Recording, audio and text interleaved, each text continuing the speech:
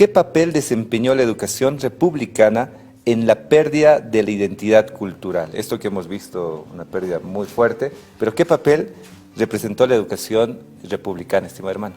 La educación, en primer lugar, en todos los contextos mundiales republicanos, ha tenido eso que en teoría se llama la intencionalidad.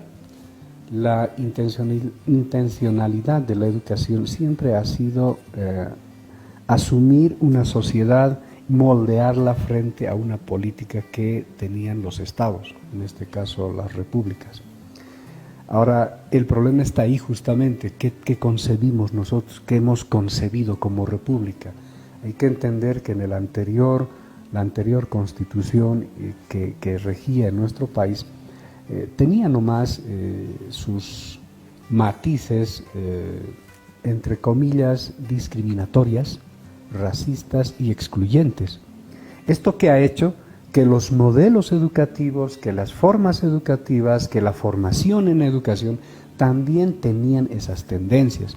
De ahí es que, por ejemplo, hasta la época de la colonia, y creo que hasta ahora inclusive, se ha menospreciado, por ejemplo, la labor manual. Es decir, la colonia ha sido tan incidente en la vida de nuestros ancestros, a tal grado que todos querían ser doctores, ¿no? Es decir, el abogado que se sentaba y además de sentarse imponía e impartía justicia y determinaba quién era libre y quién no. Entonces, esa mentalidad republicana ha hecho también que la gente en su desenvolvimiento, en su plan curricular, ha despreciado las labores técnicas. Hoy en día, si nosotros comparamos, por ejemplo, cuántos ingenieros hay versus cuántos abogados, sin menospreciar ninguna de las dos, vamos a encontrar una diferencia abismal. ¿Y el problema cuál es? El problema que tenemos hoy en día es nuestro subdesarrollo a nivel internacional. Es decir, ¿por qué Bolivia es comparado contra los otros países como un país retrasado a nivel tecnológico? Es precisamente por esa condición menospreciadora de la labor técnica desde la implementación de los planes de estudio en las escuelas, colegios y universidades, ¿no es cierto? Entonces, la otra característica republicana que ha tenido y hasta hoy también seguimos arrastrando es la condición militar, es esa condición que en alguna vez publicado se llama esa educación cuartelaria, donde el docente tiene toda la razón y él es el único que puede imponer la razón de la formación de los estudiantes. Y esa razón y esa cultura era una cultura foránea, extra, no era nuestra. Exactamente, así es, por eso hoy en día, por ejemplo, a raíz de eso, entonces a muchos les cuesta tomar una idea crítica, es decir, una postura crítica, la autocrítica, que hace rato estábamos hablando con el hermano Venecio. O sea, ¿por qué no hay esa crítica, esa autocrítica en los ciudadanos hoy en día? Porque esa formación cuartelaria ha hecho que el criterio, el pensamiento se ha ahogado a una simple obediencia al docente, ¿no es cierto? Esa obediencia ciega al docente ha preparado precisamente los altos grados de formación militar que hoy tenemos, y eso ¿a dónde ha arribado? A una sociedad altamente machista. ¿Cierto? Si nuestras sociedades son altamente machistas es porque esta formación es altamente castrense, militar, cuartelaria. Es decir, podríamos llegar a afirmar entonces que el machismo, el racismo también es parte de cómo se formó en las escuelas a las nuevas generaciones en ese momento. Así es, porque yo me acuerdo y todos se acordarán, ¿no es cierto? El profesor de matemáticas nos enfilaba y decía, a ver, empiece con la tabla. 1 por 1, 2 por 2, 3 por 3, y el momento que te equivocabas venía el golpe, ¿no es cierto? El palazo, lo que sea, la violencia, lo que hoy en día ha atacado bastante, violenta. Una educación bastante violenta que ha hecho que uno deje de pensar y se concentre solamente en lo que el otro quiere que yo diga. Y en la memorización de contenidos que hacían ver una cultura europea, sobre todo, como superior, menospreciando a nuestras culturas. La alta copia, digamos, ¿no? de otros modelos que menospreciaban los nuestros. Es decir, el ser alto, el ser blancón, el hablar castellano, el hablar latín, ¿no? Francés, ¿no? Inglés. Entonces, ¿por qué hoy en día, por ejemplo, en la nueva ley de educación misma dice, ¿no? Tú tienes opción o de tener primera o segunda lengua a la aymara, cuando en realidad debiera ser condición natural la primera lengua, nuestras lenguas ancestrales. Y hoy en día tú tienes una opción de negar esa tu primera lengua, ¿no? ¿no es cierto? Tú puedes negarte, no, es que no sé, entonces tengo que aprender. Es más, tenemos que certificar nuestro idioma, eso es lo más... Lo más raro, ¿no? Contradictorio. Sí, y eso es parte, hoy en día se sigue pidiendo certificación de nuestras lenguas maternas. Y eso es que se aprendió en los primeros días de vida, exacto, que la lengua originaria materna era aymara, en muchos. Estimado hermano Abel, ¿qué nos puedes decir en torno a esto en Chile, ¿no? Sí. ¿Cómo se fue perdiendo la identidad cultural allá? ¿Qué papel jugó la educación republicana allá? Algunas características o algo que nos puedas ir mencionando. Bueno, allá la historia es un poquito diferente, hablando de la primera religión, bueno, ahora se dividieron esas dos regiones, está la región de Arica, Parinacota, y la primera región que sería de Iquique. Muy marcado, o sea, del tiempo de la República, al extremo de prohibir en forma total el idioma. O sea, los profesores estaban instruidos para no hacer ningún tipo de manifestación relacionada a la cultura aymara. Totalmente racista entonces. Racista 100%, eso por muchas décadas. Ya nadie también no podían bajar a tener buenos cargos, para nada, eso está muy lejos de eso. Entonces, los nombres que también antiguamente tenían casi todo en el idioma materno, ¿no es cierto?, aymara, también se fueron borrando porque decía acá ya no eres, por decir, Pancarita, ¿no es cierto? Sí. Ahora no, eres Rosa o eres Juanita. Ese cambio de apellidos al castellanizarlo, inclusive cambiar y negar tu identidad. No, es muy triste lo que pasa por allá. Entonces eso en los colegios pasaba mucho eso, ¿no? Como decía, personas al 100% hablando su idioma aymara, y los niños igual. Entonces cuando iba al colegio era aprender el castellano, era contado los que sabían hablar castellano. Entonces ahí era la tristeza de nuestros hermanos mayores, ¿no es cierto?, cuando iban al colegio, no sabían el castellano. Entonces ahí corría mucho las reglas, ¿no es cierto?, de madera. Como dice el hermano, violenta, militar. Claro, exactamente, o sea, no, acá no, ya aquí tienes que hablar castellano. Además que ya vivieron un periodo de dictadura muy amplio, ¿no? Obviamente también, eso ahí, esa es de la última que nos recordamos, pero más atrás hay otras también, gobiernos que fueron muy fuertes en el tema de los pueblos originarios, humillados total. Eso pasaba ya en el sector de Chile. Muy tristemente eso, por eso que llegó un momento en que la gente decía, ya vayan a la ciudad, a las grandes ciudades, ¿no es cierto?, y que mi apellido y mis costumbres se pierdan, porque ellos vivieron de generación en generación, del tiempo de la colonia a la actualidad, pasando bastante de esa región pertenecía a Perú, pasa lo mismo. Entonces son muchas generaciones que tuvieron eso y ya yo cansé de conocer a mi abuelo mayor, entonces me decía, nosotros ya no. Entonces estamos en esta etapa cuando decimos, pero chuta, papá, abuelo, ¿por qué no enseñaste a hablar aymara? Entonces, en mi investigación, ¿no es cierto?, todos concuerdan lo mismo, es que nosotros ya no, por generaciones, nosotros no podemos brillar acá en ninguna parte. Entonces, que mi costumbre, mi apellido se pierda en medio de la sociedad. Que mis hijas se junten con personas caras, también acá te dicen de muchas veces los caras, pues, lo mismo allá, y ya que se pierda. Y que el idioma, no, que se pierda. Era demasiado, claro. Era demasiado esa discriminación que pasó allá. Y gran parte también yo alcancé eso también. Yo soy un poco de esa generación que alcanzó a pescar también eso, desde muy niño también. Los conflictos dentro del colegio había que defenderse, lamentablemente. Entonces, bueno, eso pasa, bueno, es una historia larga para atrás, ¿no? Muy larga. Como digo, son dos repúblicas que estuvieron ahí en ese sector, pero disminuyendo en lo posible a cero. Es muy triste la historia del aymara en la región del norte de Chile.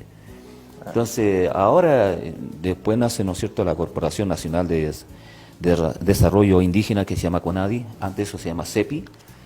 Los primeros movimientos indígenas en la región fueron las aymaras, de las comunidades, pero con ese valor ¿hasta cuándo? Bueno, el tipo de Pinochet, ¿no es cierto?, igual se intentó hacer algo.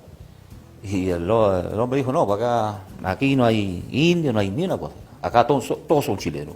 De norte a sur y de cordillera a costa son todos chilenos. Así que no venga que usted es aymara, que usted es mapuche. Se acabó el deseo. Acá todos son chilenos. De cuajo. No pudieron hacer nada. Pero estaba esa chispa todavía encendida en lo que ellos, los líderes de las comunidades, de hasta cuándo tenemos que hacer algo. Y en ese movimiento ya nace, como digo al principio, CEPI, y los primeros. Y yo me acuerdo que estuve también con ellos, yo tenía sus 14 años, yo estudiaba en Calama. Entonces, pero yo ya tenía esa vivencia, y dije, ¿hasta cuándo nosotros podemos estar de esa manera? Entonces participé en ese congreso de la formación, por decirla, colocar la primera piedra, ¿no es cierto?, sobre cómo sacamos adelante esto de los derechos indígenas. Y bueno, eso en Buenos Aires fue ya avanzando, bueno, ya terminó el periodo, ¿no es cierto?, de Pinochet, ya entra entre comillas le llaman, ¿no es cierto?, llegó la democracia, dicen, ¿no? Pero es un tema también amplio, ¿no? Entre comillas también ahí llegó ahora la libertad, dice la democracia. Falso. Al final fue la continuidad de esa... De lo mismo y peor todavía. Pucha. Peor todavía. Entonces, bueno, es un tema más político, ¿no? Exacto. Entonces, ahí es donde comienza ya como digo, nace el movimiento en el norte de Chile, con los aymaras, pero ya cuando ya se empieza a consensuar a nivel nacional, ¿no es cierto?, el movimiento de todos los pueblos originarios, los últimos que están quedando, otros ya se fueron extinguidos, y se optó más que nada de tener la sede central en Temuco, producto de los hermanos mapuche, que son mayoría, son más que los aymaras. Entonces, por eso saca siempre, bueno, el director nacional de CONADIR, son generalmente han salido de mapuche. Pero ¿quién comenzó el movimiento así? Pero fue los aymaras. Con su poca estudio, casi nada alguno, solamente las ganas, decía hasta cuándo podemos luchar por nuestros derechos. Ese espíritu de resistencia, de rebelión y lucha permanente. Hasta el último, entonces nunca perdieron la esperanza y créame que eso ha funcionado. Bueno, no es perfecta, pero por lo menos se escucha ahora el momento de decir a mi gente, ¿no es cierto?, yo soy aymara ahora. Algo que antes era... Más antes no, pues yo soy, como digo yo, un poquito de la última generación en que nadie quería nombrar que mi apellido es Mamani. Y nadie quería decir que yo soy Mamani, y menos decir que yo soy de los pueblos de la cordillera. Eso era fatal. Como un pecado. Como un pecado. Entonces, no, yo más a la costa, a la costa se llaman los valles, ¿no es cierto? No, yo soy de tal pueblo, pero del valle. Nadie quería nombrar su pueblo natural. A ese extremo. Yo soy poco de esa parte, de esa vivencia que tuve. Entonces, cuando nace este movimiento ya se formaliza con nadie, con el Estado, todo. Ya, ahora ya hay gente, no, yo soy aymara. ¿No? Y ya con orgullo. Claro, con orgullo.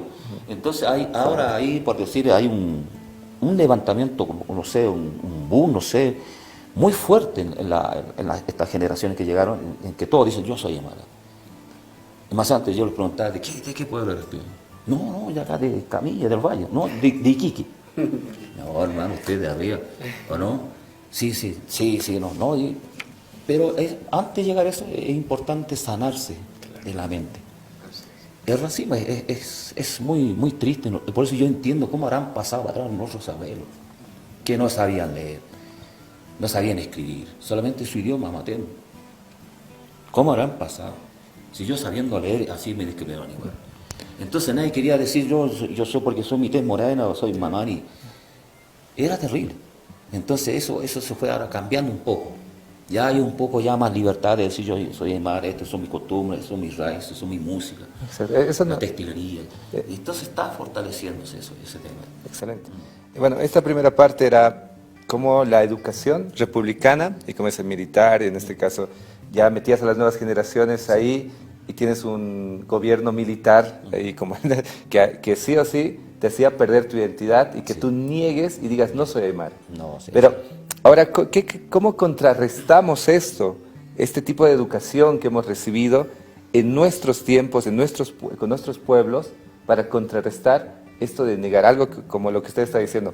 Dijeron, ahora nosotros igual en Bolivia decimos, yo soy aymara y ya nadie, yo soy joven aymara, ya no es como en esa época que te avergonzabas, que negabas más bien y querías aislarte de eso. Sí. Hoy ya lo dices con orgullo, yo soy aymara, mis padres son aymaras, mis abuelitos son aymaras, mis raíces son aymaras y por lo tanto no tengo ningún miedo en decirlo. Y hay muchos jóvenes hoy que en cualquier lugar y en cualquier momento lo pueden decir, tanto en Bolivia, y nos encanta que también esto esté pasando en Chile. Hermano, ¿cómo podríamos contrarrestar esto en el campo educativo? Hay una... ¿O cómo se contrarrestó aquí ya en Bolivia, no? Sí, hay varios escenarios, pero yo quisiera tocar desde una palabra importante que en Aymara conocemos nosotros, y se dice yatiña. En Aymara yatiña quiere decir, otros dicen el que sabe, ¿no es cierto? Pero en realidad es kunas yatecatas, quitis yatecan, quitis yatichan. Pero yatecaña, yatiña, quiere decir aprender. Nuestros abuelos aprendían. Ese grado de humildad, ¿no? Claro, De aprendizaje permanente. No es que sabían. Exacto. Por eso ese término... Un poco arrogante, sabio, inclusive, ¿no? Sí, es estrictamente europeo. ¿No? Cuando dices los sabios Aymara, es europeo. ¿Sabes? Nuestros abuelos aprendían. ¿Y de dónde aprendían? Esta es la pregunta. Aprendían de todo lo que estaba en el Pacha, ¿no? Hoy decimos Pacha, es la Pachamama, es el universo, el cosmos, multiverso, lo que quieran llamarle.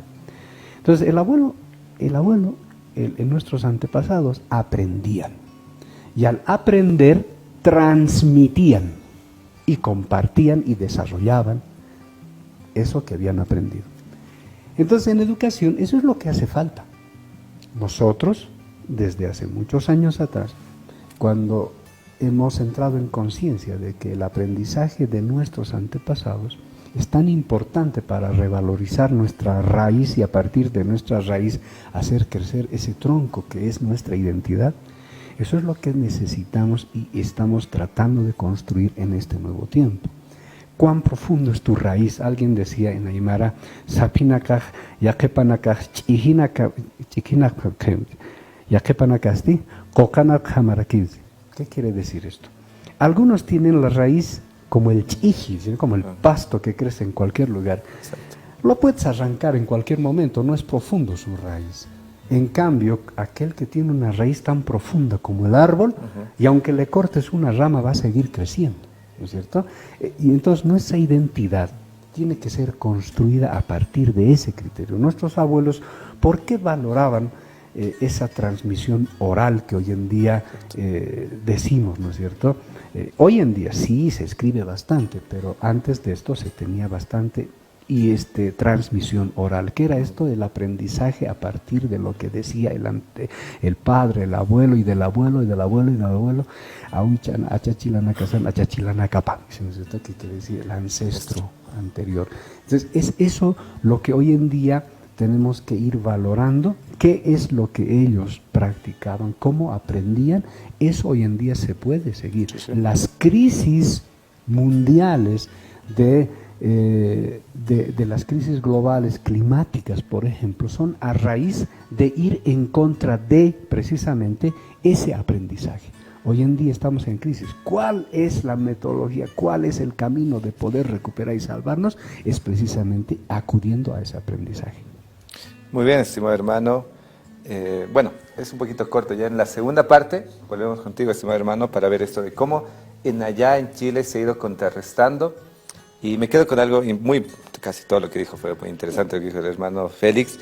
El que nosotros llamamos maestro, profesor, no es el que sabe, sino el que aprende. Excelente. Mire, si cambiamos ese paradigma, esa forma de ver, de percibir la palabra profesor o maestro, es muy diferente.